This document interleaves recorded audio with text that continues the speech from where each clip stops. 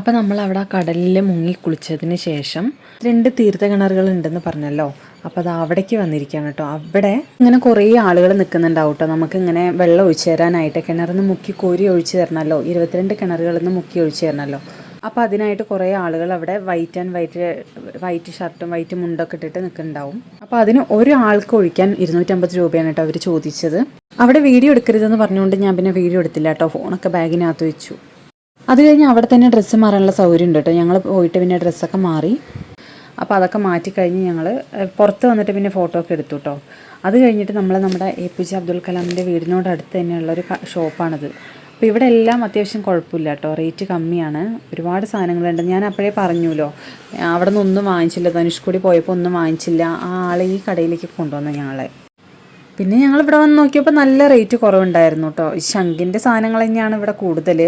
പിന്നെ ഈ കുട്ടികൾക്ക് കളിക്കുന്ന സാധനങ്ങളും അങ്ങനെയൊക്കെ ആയിട്ടായിരുന്നു.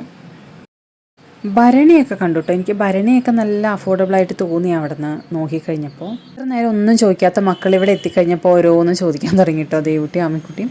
പിന്നെ 2 പേർക്കും ഓരോ കീ ചെയിൻ വാങ്ങിച്ചു കൊടുത്തിട്ട് ഇങ്ങോട്ട് വന്നു. ഭരണി കണ്ടു. ഇത് 120 രൂപയാണ്. ഇത് അത്യാവശ്യം കുഴപ്പമില്ല, വലിപ്പമുള്ളതാണ്.